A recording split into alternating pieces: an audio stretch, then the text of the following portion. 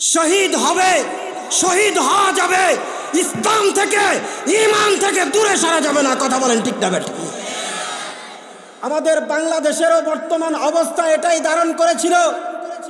মুসলমানদেরকে দূরে সরানোর জন্য, সাধারণ মানুষদেরকে ঈমান থেকে হরণ করার জন্য, দিন থেকে দূরে সরানোর জন্য হক্কানি আলেমদেরকে ধরে ধরে জেলখানায় বন্দী করা হয়েছে।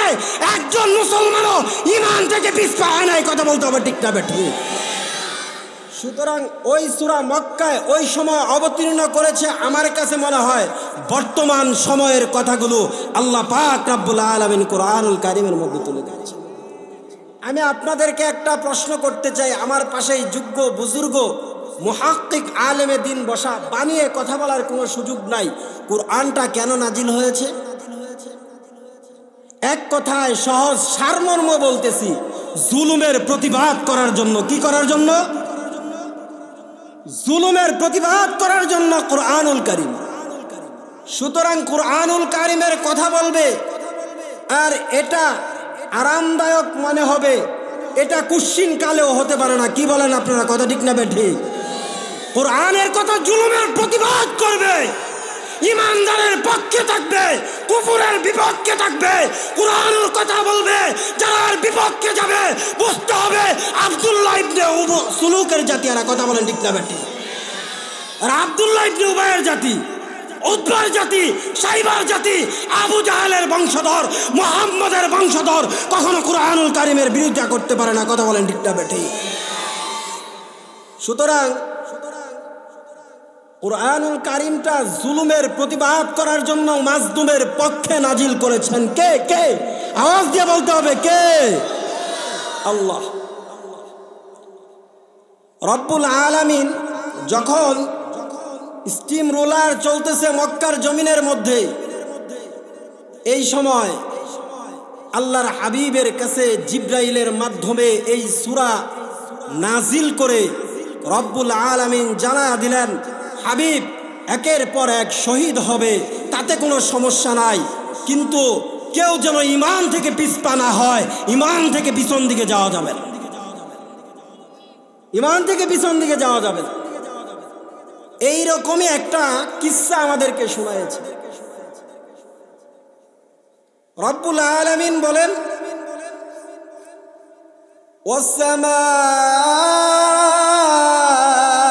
ওয়াসসামাই যাতিল বুরুজ।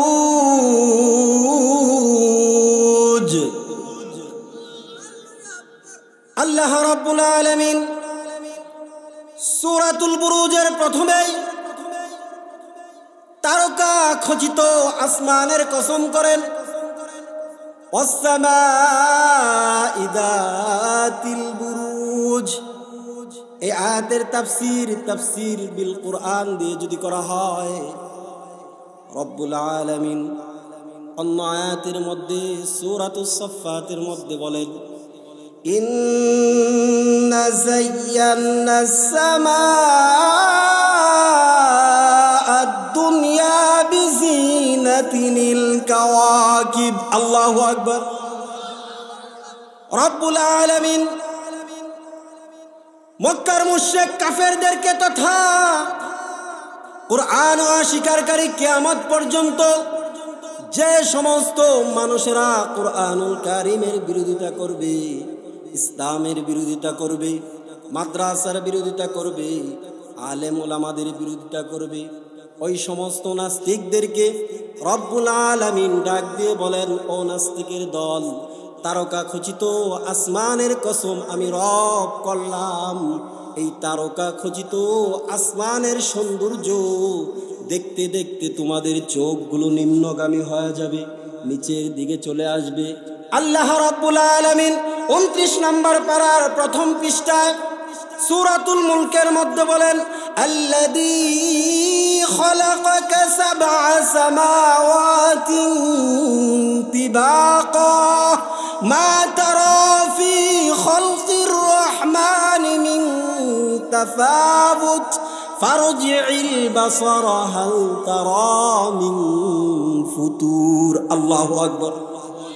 রব্বুল আলামিন নিজে বলেন, ও নাস্তিকের দল, তারকা খচিত এত সুন্দর আসমানের দিকে তাকিয়ে থাকতে থাকতে ফারজিল বাসরা হাল তারা মিন ফুতুর, তোমাদের দৃষ্টি শক্তিগুলো ক্লান্ত হয়ে যাবে। আমি রব্বুল আলামিনের বানানো আসমানের সৌন্দর্য দেখা শেষ হবে না। সুবহানাল্লাহ বলেন। আজও পর্যন্ত এত সুন্দর আসমানের সৌন্দর্য কারো দেখা শেষ হয়েছে? সমস্ত নাস্তিকদেরকে আল্লাহ রাব্বুল আলামিন মেসেজ দিয়ে দিলেন, ও নাস্তিকের দল, আমি সূরার শুরুতেই আসমানের কসম কেন করলাম জানো? তোমাদের মতো নাস্তিকদেরকে চোখে আঙ্গুল দিয়ে দেখা দিলাম। শুধু তাই না, ফারজিল বাসরা হাল তারা মিন ফুতুর সুম্মারজিল বাসরা কাররাতাইনি আনকালিব ইলাইকাল বাসারু খাসিআ ওয়া হুয়া হাসির। আসমানের সৌন্দর্য দেখতে থাকবা, দেখতে দেখতে দৃষ্টিগুলো ক্লান্ত হয়ে নিম্নগামী হয়ে যাবে। আমি রবের বানানো আসমানের দিকে তাকিয়ে সামান্য পরিমাণ বল কোনোদিন ধরতে পারবে না। কথা বলেন ঠিক না বেঠি?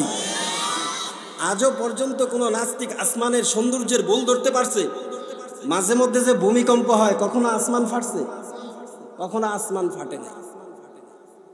রব্বুল আলামিন সূরাতুল বুরুজের 2 নম্বর আয়াতের মধ্যে বলেন, ওয়াল ইয়াউমিল মাউউদ, কিয়ামত দিবসের কসম। আল্লাহ রাব্বুল আলামিন কিয়ামত দিবসের কসম করেন। কিয়ামত দিবস তো ছোটখাটো কোনো বিষয় নয়।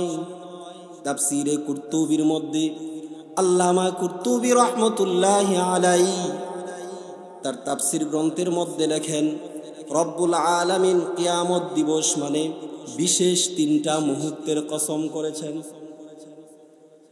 প্রত্যেকটার বিস্তারিত আলোচনা, এক একটার আলোচনা যদি কুরআন বিল কুরআন করতে যাই 1 ঘন্টা সময়ের প্রয়োজন। কারণ কুরআনের এক আয়াতের তাফসীর, এক আয়াতের তরজমা আরেক আয়াত দিয়ে কে করেছেন? কে কে কে? আওয়াজ দিয়ে বলেন, কে কে? জুড়ে কে? এতগুলো মানুষ আপনারা একটু আল্লাহর নাম নিবেন। যদি এরকম হয় তাহলে তো বাতিল ঘাড়ে চেপে বসবে, এটাই স্বাভাবিক। ছোট্ট একটা ঘটনা এখানে আপনাদেরকে একটু জাগ্রত করার জন্য বলি। আব্দুল্লাহ বিন রাওয়াহা রাদিয়াল্লাহু তাআলা আনহু একজন সাহাবী ছিলেন।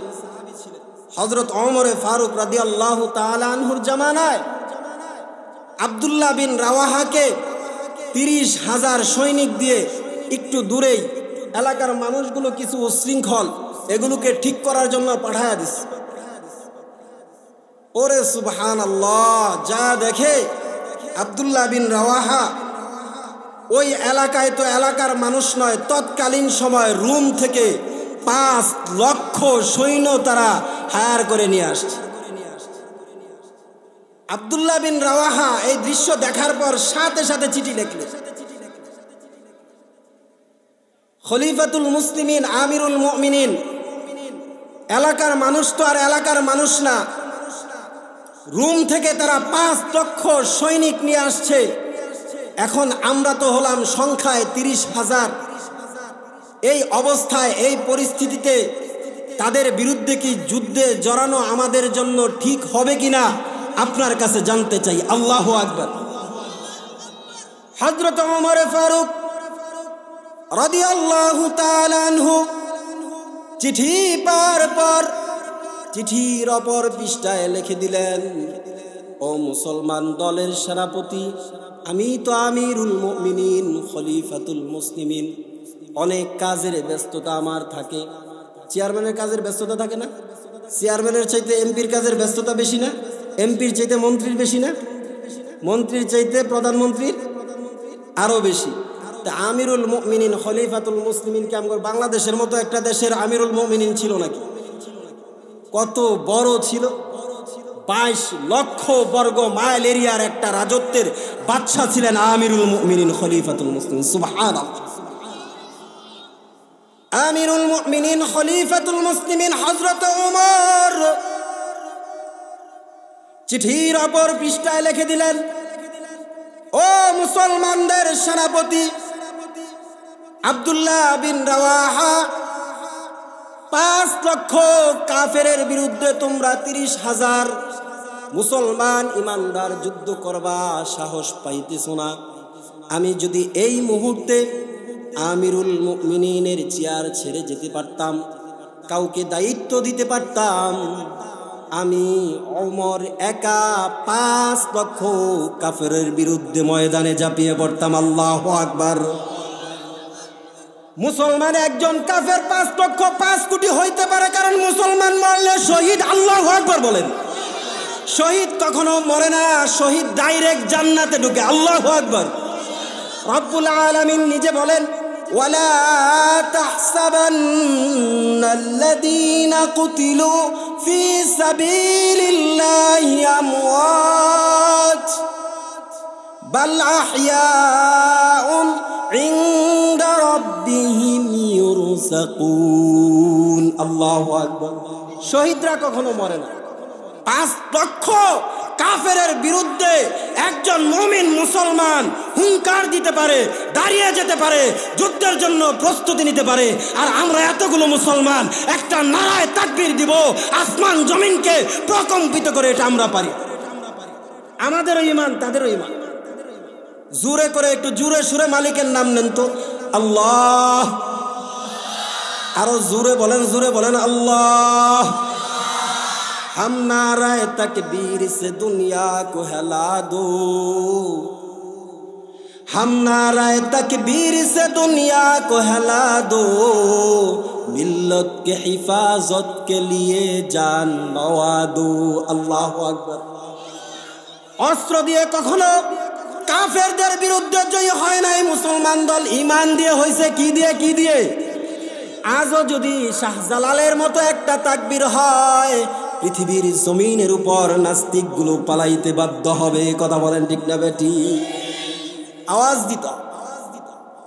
মুসলমান বলতেছিলাম, আল্লামা কুরতুবী রহমাতুল্লাহি আলাইহি বলেন, রব্বুল আলামিন কিয়ামত দিবসের বিশেষ 3টা মুহূর্তের কসম করেন। 1 নাম্বার মুহূর্ত হলো মানুষগুলো যখন কবর থেকে উঠবে, কবর থেকে উঠে সোজা শুধু দৌড়াইতে থাকবে আর দৌড়াইতে থাকবে। রব্বুল আলামিন কুরআনুল কারীমের মধ্যে আয়াত নাজিল করে জানা দেয়, এই কথা যখন পয়গম্বর আরবি আম্মা জান আয়েশা সিদ্দিকা রাদিয়াল্লাহু তাআলা আনহার সামনে বর্ণনা করেন, আম্মা জান আয়েশা সিদ্দিকা রাদিয়াল্লাহু তাআলা আনহা বলেন, ওগো সরকার, মানুষগুলো উলঙ্গ অবস্থায় দৌড়াইবে, কেউ কি কারো ইজ্জতের দিকে তাকাবে না? তিরমিজি শরীফের হাদিসের মধ্যে বিশাল ব্যাখ্যা দিয়েছেন। আল্লাহ রাব্বুল আলামিন কুরআনুল কারীমের মধ্যে বলেন, ওয়াতারান নাসা সুকারা ওয়া মা হুম বিসুকারা। আল্লাহু আকবার। রব্বুল আলামিন বলেন, মানুষগুলো কবর থেকে এমন অবস্থায় দৌড়াবে, মনে হবে মানুষগুলো নেশা করেছে, শরাব পান করেছে, কিন্তু আসলে প্রকৃতপক্ষে কেউ শরাব পান করে নাই, নেশা করে নাই। আল্লাহু আকবার। 2 নাম্বার মুহূর্ত হলো আল্লাহ রাব্বুল আলামিন কিয়ামত দিবসের ওই সময়ের কসম করেছেন যখন মানুষগুলো একজন আরেকজনের কাছে দৌড়াবে, দৌড়ায়া যাইতে যাইতে অনেক লম্বা ঘটনা কুরআনুল কারীমের মধ্যে রব্বুল আলামিন বর্ণনা করেছেন।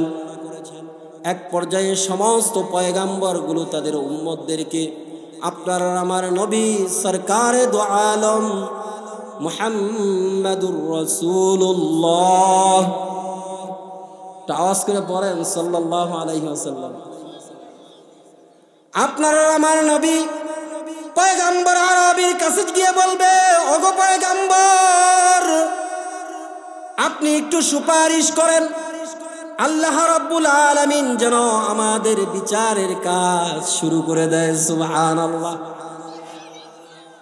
3 নাম্বার মুহূর্ত রব্বুল আলামিন ওই মুহূর্তের কসম করেন যে মুহূর্তের মধ্যে তারকা খচিত এত সুন্দর আসমান জমিনটাকে রব্বুল আলামিন রাখবেন না, আল্লাহ রব্বুল আলামিন কুরআনুল কারীমের আরেক আয়াতের মধ্যে বলেন, ইয়াউমা নাতবিস সামাআ কাতাইয়িস সিজিল লিল কুতুব। আল্লাহু আকবার। রব্বুল আলামিন বলেন, বাচ্চারা যেমন একটা খাতার পাতা নিয়ে হাতের মধ্যে দুমড়ে মুচড়ে ফেলে দেয়, আমি রব্বুল আলামিন কিয়ামতের একটা সময়ে ওই সময় আসমানটাকে আমার কুদরতে হাতের মধ্যে নিয়ে দুমড়ে মুচড়ে দেব। আল্লাহু আকবার।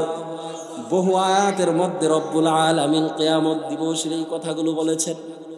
একজন শায়ের বলেন, মা নাবুদ মাউতাকাদা মা নাবুদ মা নাবুদ মাউতাকাদা মা নাবুদ লুৎফাতুনা গুফতায়ে মামি শুনুদ আদমিয়াত দাদাই বা জাম মুসলমান কর দই আয় খুদা কুরবা শাম ইহসা বর ইহসা কর দই पहाड़े फार जाएगी जमी पर सलजला होगा मोहम्मद पर तख्त होगी अदालत बर खुदा होगा ए चमन सेहरा भी होगा ए खबर बुलबुल को दो ताकि अपने जिंदगी को सोच कर कुर्बा करे। अल्लाहु अकबर बोलें, अल्लाहु अकबर बोलें।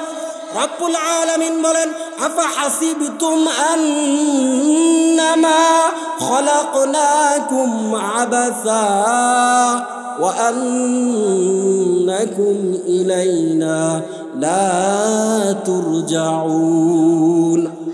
रब्बुल आलमीन बोलें, वल यौमिल मौऊद, कियामतेर ओई विशेष मुहूर्तेर कसम যখন আসমানটাকে আমি রব্বুল আলামিন আমার কুদরতি হাতের মধ্যে নিয়ে দুমড়ে মুচড়ে দেব। আল্লাহু আকবার। ওয়াশাহিদি ওয়া মাশহুদ। আল্লাহু আকবার। সূরাতুল বুরুজের 3 নম্বর আয়াতের মধ্যে রব্বুল আলামিন শাহেদ এবং মাশহুদের কসম করেছেন। বহু মুফাসসিরিনে কেরাম মুহাদ্দিসিনে কেরাম শাহেদ এবং মাশহুদ দ্বারা উদ্দেশ্য করেছেন জুমার দিনের এবং আরাফার দিনের, কিন্তু আল্লামা কুরতুবী রহমতুল্লাহি আলাইহি তিনি বলেন আল্লাহ রব্বুল আলামিন শাহেদ এবং মাশহুদ দ্বারা সাক্ষীর উদ্দেশ্য করেছেন। আল্লাহু আকবার। আল্লাহ রব্বুল আলামিন বলেন, সাক্ষীর কসম। সাক্ষীর কসম কেন করলেন? দীর্ঘ বিস্তারিত আলোচনা আল্লামা কুরতুবী রহমাতুল্লাহি আলাইহি তাফসীরে কুরতুবীর মধ্যে আনেন। বান্দা পাপ কাজ করে, অশ্লীল কাজ করে, ধোঁকার কাজ করে, মানুষকে ঠকায়, ভাষার বাচন ভঙ্গি খারাপ করে, মানুষকে অযথা অহেতুক গালিগালাজ করে, এই যে কাজগুলো করে এই কাজগুলোর হয়তো পক্ষের নয়তো বিপক্ষের সর্বপ্রথম সাক্ষী হয়ে যাবেন স্বয়ং রব্বুল আলামিন। আল্লাহ। বান্দার কাজের, পাপ কাজের অথবা ভালো কাজের সর্বপ্রথম সাক্ষী কে হবেন? কে কে? আরো আওয়াজ দিয়ে বলেন কে? ওয়াকাফা বিল্লাহি শাহিদা। আল্লাহ রাব্বুল আলামিন বলেন, বান্দা তোমার পক্ষের অথবা বিপক্ষের সর্বপ্রথম সাক্ষী হব আমি রব্বুল আলামিন নিজে। চিন্তা করা যায়, আল্লাহ যদি আপনার আমার বিপক্ষের সাক্ষী হয়ে যায়, বাঁচার কোনো উপায় আছে? বাঁচার কোনো উপায় নাই। রব্বুল আলামিন বলেন, শুধু তাই নয়, আল্লাহ রাব্বুল আলামিন বলেন বান্দার কাজের আরেকজন সাক্ষী হবে স্বয়ং পয়গম্বর আলাইহিস সালাতু ওয়াস সালাম। রব্বুল আলামিন নিজে বলেন, ইন্না আরসালনাকা শাহীদা। আল্লাহু আকবার। আল্লাহ রাব্বুল আলামিন বলেন, ও উম্মতের দল, তোমার পক্ষের অথবা বিপক্ষের সাক্ষী হয়ে যাবে তোমার নবী সাইয়্যিদুল মুরসালিন জনাবে মুহাম্মাদুর রাসূলুল্লাহ। মুহতারাম হাজিরিন, আপনার আমার পক্ষের অথবা বিপক্ষের সাক্ষী যদি স্বয়ং পয়গাম্বর হয়ে যায়, কত মানুষ আজও নবীর সুন্নতগুলো নিজ হাতে জবাই করতেছে। কথা বলেন ঠিক না বেঠিক? এ আমার যুবক ভাইরা, শুনো শুনো শুনো, ময়দানে মাহশরে যখন তুমি আসামির কাঠগড়ায় দাঁড়িয়ে যাবা, আল্লাহ রাব্বুল আলামিনের হুকুমে পয়গাম্বর তোমার পক্ষের অথবা বিপক্ষের সাক্ষী হয়ে যাবে। আজও যারা আল্লাহর নবীর এই সুন্নতগুলোর মধ্যে নিজ হাতে ছুরি চালায়, ওই দিন এই মানুষগুলোর কি হবে? যখন কিয়ামতের ওই বিশেষ মুহূর্তের কসম, যখন উম্মতগুলো দৌড়া দৌড়া আল্লাহর হাবিবের কাছে আসবে, ওগো পয়গম্বর, আপনি একটু আমার জন্য সুপারিশ করেন। আপনি এতগুলো সুন্নতকে জবে করে ডাস্টবিনে ফেলা দিতেছে। আপনার সামান্যতম 1000-2000 টাকার একটা জামা মাটিতে পড়ে গেলে আপনার কষ্ট হয়, আপনার কষ্ট লাগে। আল্লাহর নবীর এত দামি একটা সুন্নত যাদের হয় না তারা বুঝে এই সুন্নতটা এইটা কত দামি, আর তোমার হয়েছে। তুমি এটাকে সস্তা মনে করে 5 টাকার ব্লেড দিয়ে সেলুনে গিয়ে চেঁচে চেঁচে ফেলে দাও, একটুও কষ্ট অনুভব করো না। আল্লাহর কসম করে বলি, ময়দানে মাহশরে যখন আসামির কাঠগড়ায় তুমি দাঁড়া যাবা, পয়গম্বর তোমাকে দেখে বলবে, লা ইউমিনু আহাদুকুম হাত্তা আকুনা হাব্বা ইলাইহি মিন ওয়ালিদিহি ওয়া ওয়ালাদিহি ওয়ান নাসি আজমাইন। কোন রক্ষা নাই।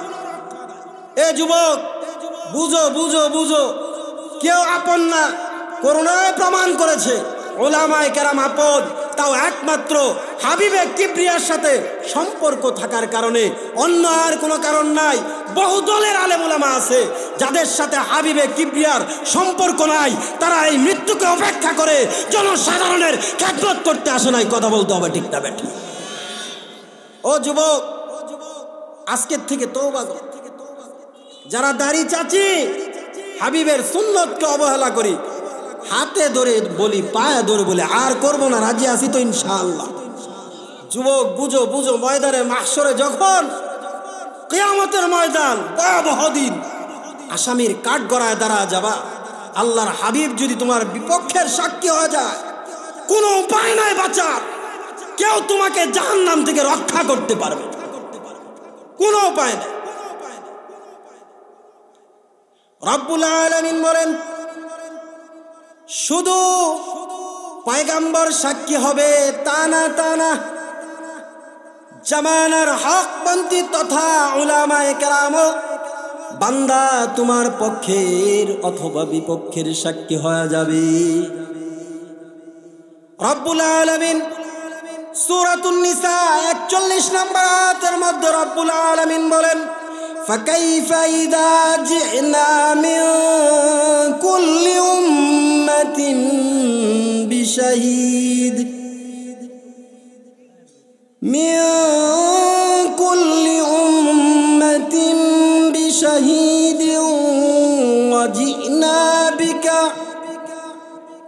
ওয়াজি'না বিকা আলা হাউলাই শাহীদা। আল্লাহু আকবার। রব্বুল আলামিন বলেন, জামানার হকপন্থী আলেমরাও ময়দানে মাহশরে তোমার পক্ষের অথবা বিপক্ষের সাক্ষী হয়ে যাবে। মুহতারাম হাজিরিন, আজকে যারা হক্কানি আলেমদের বিরুদ্ধে কথা বলি, আজকে যারা হক্কানি আলেমদের বিরুদ্ধে চলি, বিভিন্ন সময় বিশেষ করে 4 দোকান, তো 4 দোকান না, এক একটা সংসদ ভবন, কি কোন আপনারা ফতোয়া বোর্ড, 4 দোকানগুলো ফতোয়া বোর্ড।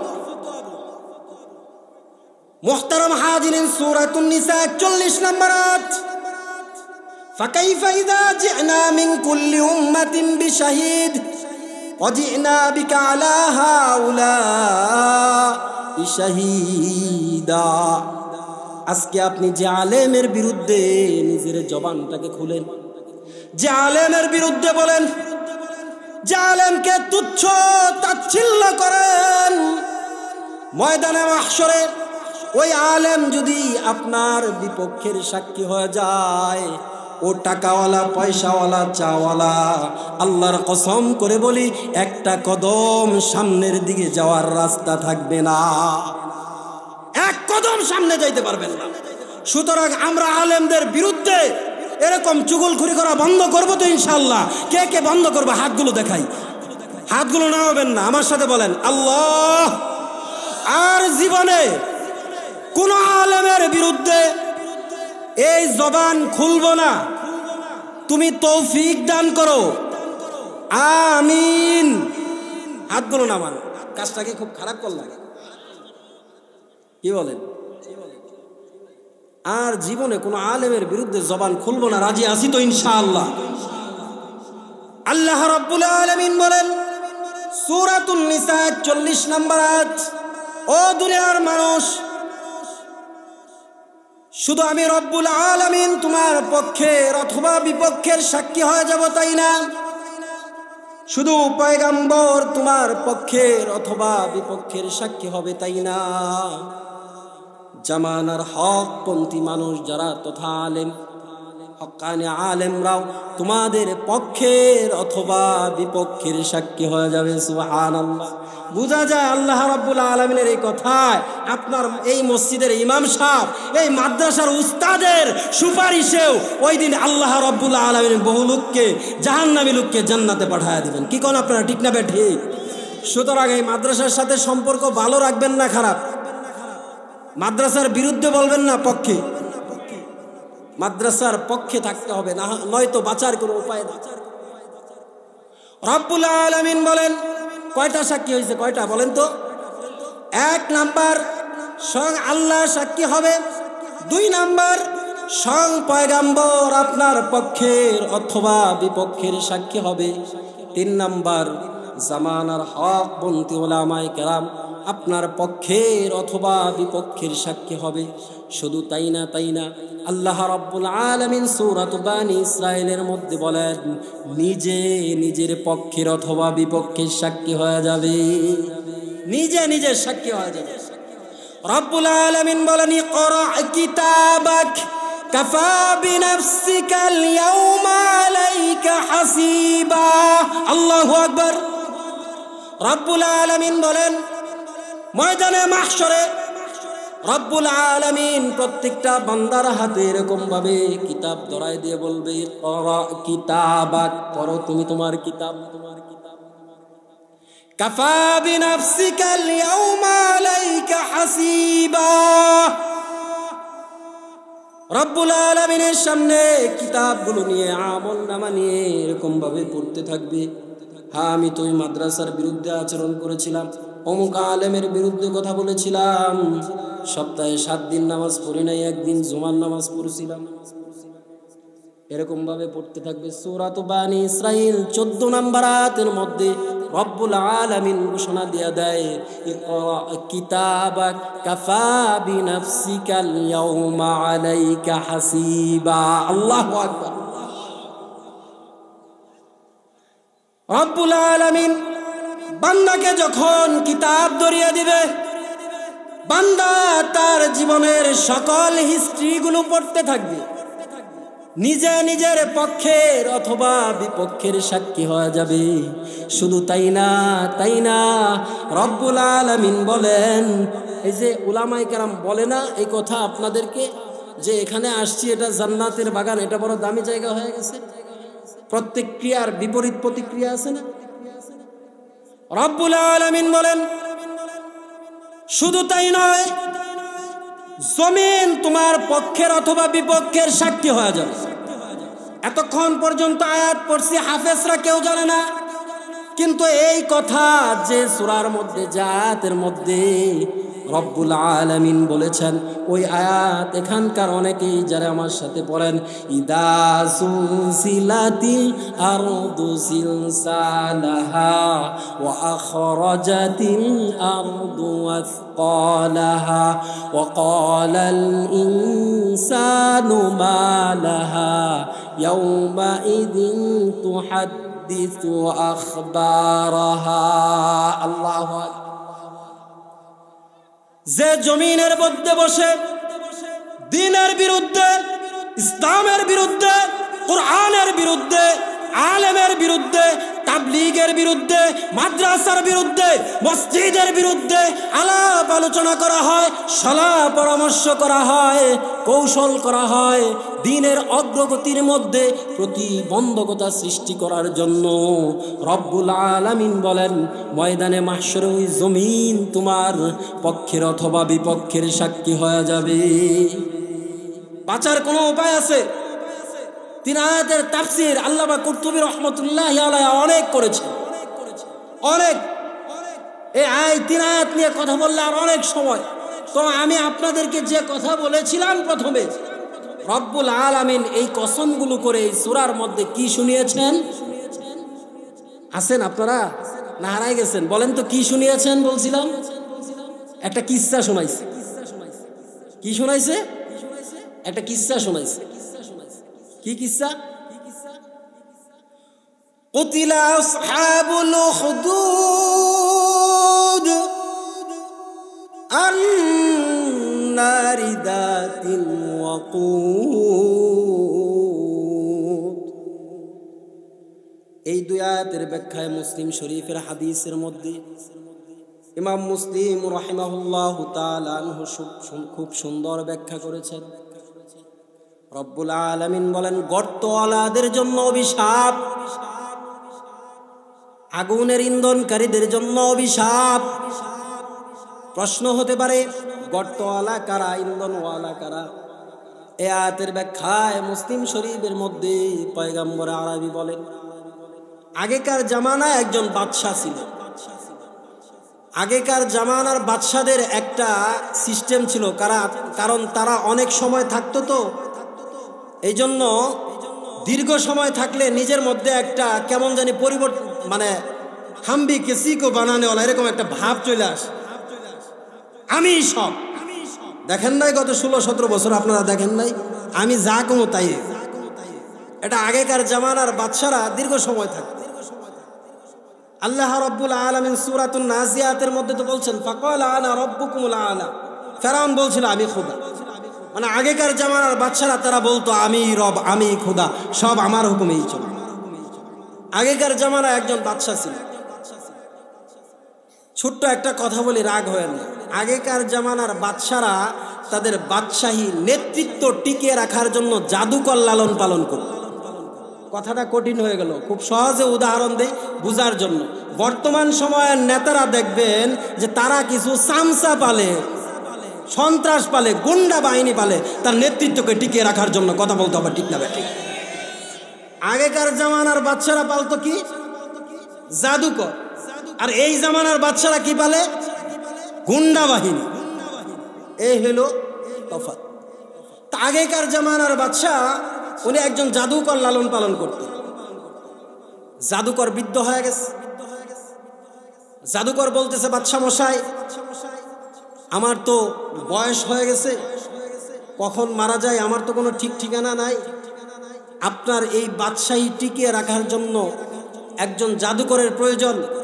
আপনি এক কাজ করেন, এই পুরা এলাকার মধ্যে, রাজত্বের মধ্যে খুব ভালোভাবে তালাশ শুরু করেন কোন যুবকটা সবচাইতে বড় তীক্ষ্ণ মেধাবী।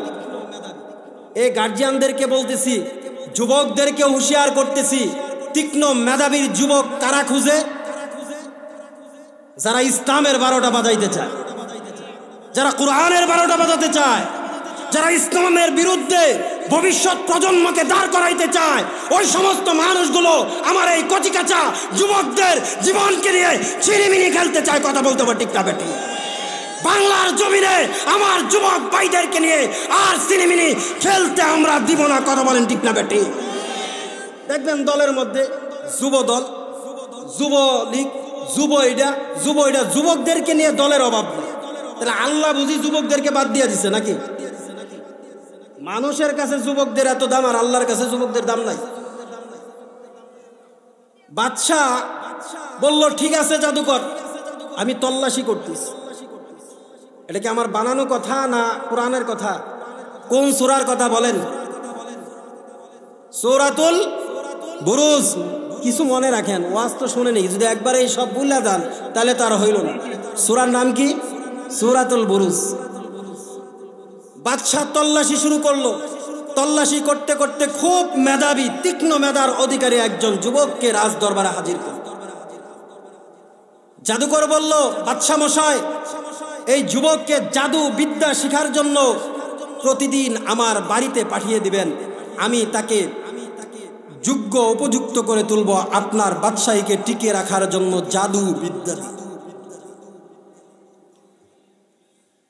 এই যুবকটা প্রতিদিন আসে রাজ দরবারে।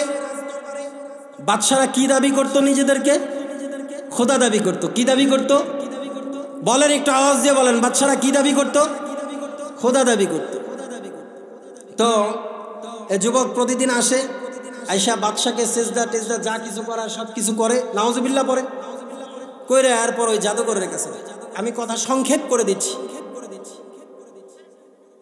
জাদুকরের কাছে যায়, জাদুবিদ্যা শিখে। এরকম যাইতে যাইতে যাইতে যাইতে হঠাৎ একদিন পথের মধ্যে একজন আলেমের খোঁজ সে পাইল। আলেমের বাড়িতে গেল, যা দেখে কিছু মানুষ বসা, আলেম তাদেরকে শিখাচ্ছে লা ইলাহা ইল্লাল্লাহ। যুবকটারও মন চাইল, আসলে আল্লাহ কাকে কখন হিদায়াত দিবে এটা তো আল্লাহই জানে। যুবকটারও মন চাইল আমিও পড়ে নেই লা ইলাহা ইল্লাল্লাহু ঈসা রুহুল্লাহ, কারণ ওই আলেম ছিল হযরত ঈসা আলাইহিস সালাতু ওয়াস সালামের অনুসারীর একজন আলেম। পড়ল। এখন কেউ যদি সর্বপ্রথম কালেমা পড়ে, এর পরবর্তী কাজ কি হয় আপনারা জানেন? কালেমা জানার পর সর্বপ্রথম এরপর পরবর্তী কাজ কি? রব্বুল আলামিন বলেন, ফালাম আন্নাহু লা ইলাহা ইল্লাল্লাহ। ফালাম শব্দের অর্থ জানা, শোনা, বোঝা। আপনি যখন পড়বেন লা ইলাহা ইল্লাল্লাহ, এবার আপনাকে জানতে হবে। কি জানবেন? ইলম জানতে হবে। নামাজ কিভাবে পড়তে হয় এটা জানতে হবে না। সহজ কথাই হলো আপনাকে জানতে হবে দিন সম্পর্কে, ইসলাম সম্পর্কে ইলম শিক্ষা করতে হবে। লা ইলাহা ইল্লাল্লাহ পড়া। তে যুবক তো পড়ছে লা ইলাহা ইল্লাল্লাহ, এখন তো তার জন্য ইলম শিক্ষা করা ফরজ হয়। সে ইলম শিখতেছে। আলেম বলল, ঠিক আছে তুমি আমার কাছে আসবা, আমি তোমাকে ইলম শিখাবো। যুবকটা বলতেছে, হুজুর আমাকে তো ওই জাদুকরের বাড়িতে যাইতে হয় জাদুবিদ্যা শিখার জন্য। ওখানে যাওয়ার পূর্বে তো বাদশার দরবারে আমাকে হাজিরা দিয়ে যাইতে হয়। বলে ওখানেও যাবা এখানেও আসবা। ঠিক আছে, দীর্ঘ লম্বা সময় ওখানেও যায় এখানেও আসে। এখন একদিন জাদুকরের বাসায় গেলে দেরি হয়ে যায়, কারণ এখানে যে সময় দেয়, ইলম শিখতে সময় দেয়, দেরি হয়ে যায় না? জাদুকর প্রহর। আবার যখন সে জাদুকরের বাড়িতে আগে গিয়ে আলেমের কাছে পরে আসে, আলেমের কাছে যখন তার নিজ আপন গৃহে ফিরে যায়, তখন তার পরিবারের লোকজন তাকে প্রহার করে, মাইট দূর করে। কি ব্যাপার, দেরি করলি কোথায়? বালকটা পড়লো একটা মহা সমস্যায়। সকল সমস্যার সমাধান কোথায় বলতে হবে? কুরআনুল কারীমের মধ্যে। সকল সমস্যার সমাধান কোথায়? আপনারা কুরআনুল কারীম বুঝেন সবাই? কে বুঝে? আলেমরা বুঝে। কে বুঝে? আলেমরা বুঝে। সুতরাং আপনার সকল সমস্যার সমাধানের জন্য কার কাছে যাইতে হবে? আলেমের কাছে যাইতে হবে। বালকটা একটা মহা সমস্যায় উপনীত হয়ে গেল। বালক আলেমের কাছে গিয়ে বলল, হুজুর আমি যদি আগে আপনার কাছে আসি, এরপর যদি জাদুবিদ্যা শিখতে যাই জাদুকরের কাছে, জাদুকর জিজ্ঞেস করে কি ব্যাপার, তোমার এত সময় কোথায় খরচ হয়েছে? জাদুকর সময় বেশি যাওয়ার কারণে আমাকে প্রহার করে। আবার যখন জাদুবিদ্যা শিখার পর আপনার কাছে আসি ইলম শিখার জন্য, ইলম শিক্ষা করে যখন আমি আমার আপন নিরে ফিরে যাই, আমার পরিবারের লোকজন আমাকে প্রহার করে, আমাকে মার দূর করে। হুজুর আমি তো এক মহা সমস্যায় পড়েছি। রব্বুল আলামিন এই কুরআনুল কারীমকে হিকমতপূর্ণ বানিয়েছেন। আল্লাহু আকবার। আলেমের মাধ্যমে আল্লাহ রাব্বুল আলামিন বালকটাকে একটা সুন্দর সমাধান বের করে দিলেন। আলেম সাহেব বললেন, যখন তুমি আগে আমার কাছে আসবা, এরপর জাদুবিদ্যা শিখার জন্য যাবা, জাদুকর যখন তোমাকে জিজ্ঞেস করবে কি ব্যাপার, এত দেরি হলো কেন, তুমি বলবা বাড়ি থেকে বের হইতে আমার দেরি হয়ে গেছে, বাড়ির লোকজন আমাকে দেরি করে বের করছে। আল্লাহু আকবার। আবার যখন তুমি আমার কাছ থেকে বাড়িতে ফিরে যাবা, বাড়িতে গিয়েও সেম কথা বলবা, জাদুবিদ্যা শিখতে শিখতে আমার সময় দেরি হয়ে গেছে, সময় বেশি হয়ে গেছে, সুতরাং কেউ তোমাকে আর সামান্য পরিমাণ প্রহার করতে পারবে না। আল্লাহু আকবার। বালকটা দিনের পর দিন, রাতের পর রাত, দিনের পর দিন ইলমে দ্বীন শিক্ষা করতেছে, ওই দিক দিয়ে আবার জাদুবিদ্যা ও শিক্ষা গ্রহণ করতেছে। হঠাৎ করে একদিন রাস্তার মধ্যে দেখে অনেক মানুষের সমাগম, অনেক মানুষ দাঁড়িয়ে আছে। বালকটা হাঁটি হাঁটি পা পা করে ওই মানুষদের কাছে গিয়েছে। মানুষদের কাছে গিয়ে দেখে রাস্তার মধ্যে এক বিশাল ভয়ঙ্কর প্রাণী। এক এক হাদিসের কিতাবের মধ্যে এক এক বর্ণনা আসছে। মুসলিম শরীফের হাদিসের মধ্যে অজগর সাপের কথা আসছে, বিশাল ভয়ঙ্কর অজগর সাপ। ধরে নেই আমরা একটা ভয়ঙ্কর প্রাণী। ওই পারের মানুষগুলো এপারে আসতে পারে না, এপারের মানুষগুলো ওই পারে যাইতে পারে না, কারণ ভয়ঙ্কর প্রাণী। সব মানুষগুলো ভয়ে আতঙ্কিত। বালকটা মনে মনে বলে, আজকে সুবর্ণ সুযোগ এসেছে, আজকে আমি পরীক্ষা করব জাদুকর যে জাদুবিদ্যা আমাকে শিখায়, ওই জাদুকরের জাদুবিদ্যা সত্য নাকি যে আলেম আমাকে শিখায় লা ইলাহা ইল্লাল্লাহ, ওই আলেমের শিখানো আলেম সত্য, জাদুকর জাদুবিদ্যা সত্য নাকি আলেমের আলেম সত্য। মুসলিম শরীফের 7300 নম্বর হাদিসের মধ্যে আসছে, বালকটা সর্বপ্রথম ছোট্ট একটা পাথর নিয়ে সে হাতের মধ্যে উত্তোলন করে বালকটা বলতেছে, ফাকুতুলিয়া হাদা দাব্বা, এই পাথরটা আমি ওই আলেমের রবের নামে নিক্ষেপ করব। যদি ওই আলেমের রব আল্লাহ সত্য হয়, তাহলে এই পাথরটা লাগার সাথে সাথে হয়তো এই প্রাণীটা এখানে নিঃশেষ হয়ে যাবে, নয়তো সেইখান থেকে রাস্তা খালি করে দেবে। আল্লাহু আকবার। বালকটা ছোট্ট একটা পাথর নিয়ে আলেমের রবের নামে ওই প্রাণীটার দিকে নিক্ষেপ করেছে। ইমাম মুসলিম রাহমাতুল্লাহি আলাইহি হাদিসের কিতাবের মধ্যে আনে সূরাতুল বুরুজের ওই আয়াতগুলোর ব্যাখ্যায় ইমাম মুসলিম রাহমাতুল্লাহি আলাইহি বলেন, বালকটা যখন আল্লাহর নামে ওই প্রাণীটার দিকে ছোট্ট একটা পাথর নিক্ষেপ করেছে, ওই ছোট্ট পাথরটা প্রাণীটার গায়ে লাগার সাথে সাথে ওই জায়গায় সে ধ্বংস হয়ে গেছে। আল্লাহু আকবার। আরো জোরে আওয়াজ করে বলেন আল্লাহু আকবার। বালকটার বুঝতে আর বাকি রইল না, জাদুকরের জাদুবিদ্যা কিছুই না, ওই আলেমের আল্লাহ যে আল্লাহর ইলম আমি শিখতেছি, ওই মহান রবই হলেন সত্য রব। সুবহানাল্লাহ। আশেপাশের দাঁড়িয়ে থাকা মানুষগুলো সব হতভম্ব হয়ে গেল, আশ্চর্য জড়িত হয়ে গেল। কি ব্যাপার? আমরা এতগুলো মানুষ লাঠি সুটা নিয়ে, বড় বড় অস্ত্র নিয়ে এই প্রাণীটাকে আঘাত করার জন্য প্রস্তুতি নিতেছিলাম, আমাদের দিলের ভিতর সামান্য পরিমাণ সাহস হইল না এই প্রাণীটাকে আঘাত করার জন্য। এই বালকটা কি করে এই প্রাণীটাকে আঘাত করলো? আল্লাহু আকবার। ওই যে ওমর ফারুকের কথা মনে আসেনি আপনাদের? 5 লক্ষ কাফেরের বিরুদ্ধে একাই যুদ্ধ করার জন্য প্রস্তুত ছিলেন। সুবহানাল্লাহ। এটা কিসের শক্তি? কিসের শক্তি? ঈমান। হাম্মে মুসলমান হায় মগর মুসলমানি नहीं, हम में जिस्मा है मगर ईमान में कामिल नहीं। এখন আমাদের যা আছে এটা শুধু দরবেশ, আসলে ভিতরে পাকাপোক্ত ঈমান নাই। যদি পাকাপোক্ত ঈমান থাকতো তাহলে ওমর ফারুকের মতো 5 লক্ষ কাফেরের বিরুদ্ধে স্লোগান উঠাইতে পারতাম। তাহলে সেই ওমর ফারুকের মতো সারা দুনিয়ার সালাউদ্দিন আইয়ুবীর মতো, সেই মোহাম্মদ বিন কাসেমের মতো সারা দুনিয়ার সমস্ত কাফেরদের বিরুদ্ধে এই ঈদগাহ মাঠ থেকে স্লোগান উঠাইতে পারতাম। আল্লাহ পাক রব্বুল আলামিন এই ইখলাসের নারায়ে তাকবীরের বরকতে সমস্ত নাস্তিকদের আস্তানাকে, সমস্ত নাস্তিকদের এই তখতে তাউসকে নাস্তানাবুদ করে তো কথা বলতে হবে, ঠিক না বেঠিক? हम नाराए तकबीर से दुनिया को हिला दो,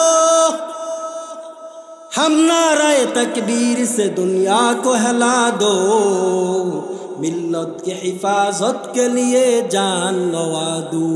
अल्लाहु अकबर बोलें, अल्लाहु अकबर। उपस्थित सकल जनता आश्चर्य हो गेल, কি ব্যাপার?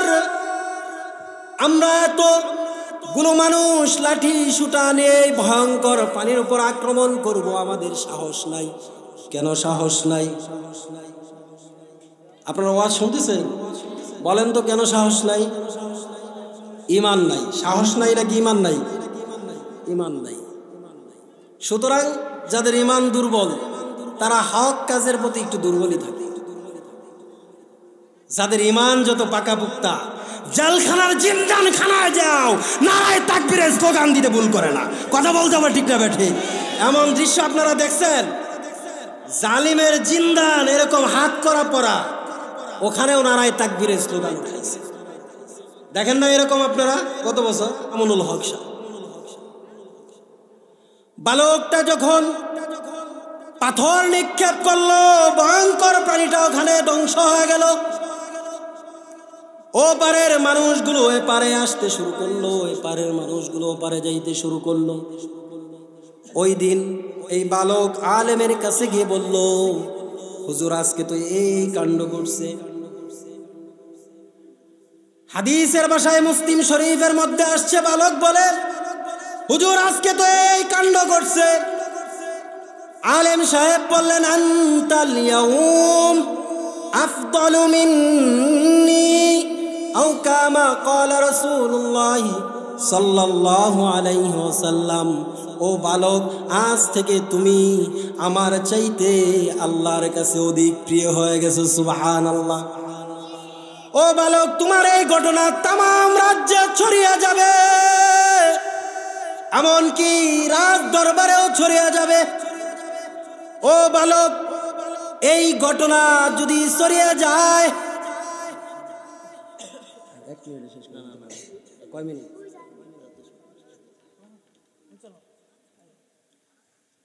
বালকটা হযরতকে যখন তার হুজুরকে সব ঘটনা বলল, হুজুর বলল, বালক, আনতাল ইয়াউম আফদালু মিন্নি, আজ থেকে তুমি রব্বে কাবার কাছে আমার চাইতে অধিক উত্তম হয়ে গিয়েছো।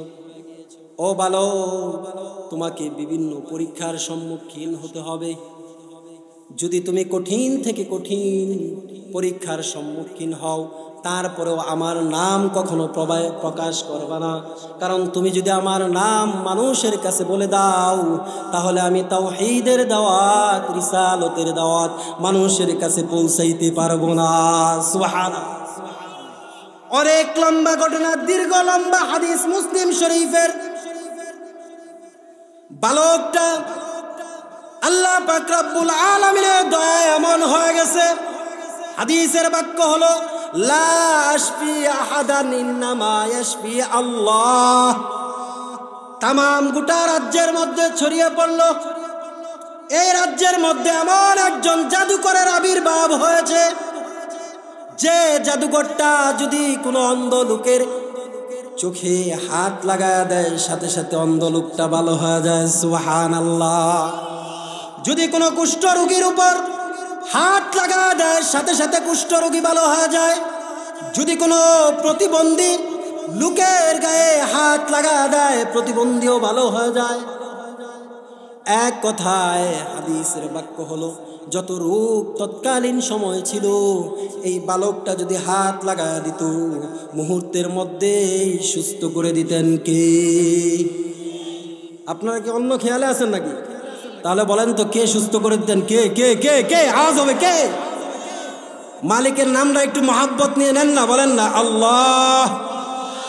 হয় নাই হয় নাই হয় নাই, আরো জোরে বলেন। বাদিহাটি মানুষের নিয়ে এই ঈমান, এই ঈমান। একটু জোরে আওয়াজ দিয়ে বলেন আল্লাহ। মাশাআল্লাহ। এই খবর যাইতে যাইতে রাজ দরবারে গিয়ে উপনীত হয়েছে। রাজ দরবারে একজন মন্ত্রী ছিলেন অন্ধ। অন্ধ মন্ত্রীকে গিয়ে বলা হলো, মন্ত্রী মশাই, বয়স্ক মন্ত্রী ছিল কিন্তু ব্রেন খুব ভালো ছিল। ব্রেন দিয়ে রাজ্যের বহু কাজ রাজা মশাই তার মাধ্যমে পরিচালনা করতেন। মন্ত্রী মশাইকে বলা হলো, ও মন্ত্রী মশাই, আপনি এত বড় রাজ্যের মন্ত্রী, আপনি তো এই রাজ্যটা আজও পর্যন্ত দেখতে পেলেন না, আপনার চেয়ারটাও আপনি দেখতে পেলেন না। এই রাজ দরবারের মধ্যে এমন একজন জাদুকরের আবির্ভাব হয়েছে, যে হাত বুলায়া দিলে চোখ ভালো হয়ে যায়। দীর্ঘ লম্বা ঘটনা। মন্ত্রী সাহেব বললেন, যাও যাও, আমি যেহেতু মন্ত্রী সাহেব সহজভাবে যাইতে পারি না। হাদিয়া তোহফা নিয়ে ওই বালকের বাড়িতে গেল। বালকের বাড়িতে যাওয়ার পর বলল, বালক, তুমি নাকি হাত বুলায়া দিলে অন্ধ ব্যক্তি ভালো হয়ে যায়। বালক বলল, না, লা ইয়াশফি আহাদান ইন্নামা ইয়াশফি আল্লাহ। ও মন্ত্রী মশাই, আমি ভালো করি না। আপনি যদি ভালো হতে চান তাহলে সর্বপ্রথম পড়তে হবে লা ইলাহা ইল্লাল্লাহু মুহাম্মাদুর রাসূলুল্লাহ। এটা পড়বেন আমার মালিকের নামে, আল্লাহর নামে। লা আশফি আহাদান, আমি ভালো করি না। ইন্নামা ইয়াশফি আল্লাহ। ও মুসলমান, ডাক্তার আমাদের রোগ ভালো করে। হসপিটাল, ঢাকা মেডিকেল কলেজ কে ভালো করেন? কে কে কে?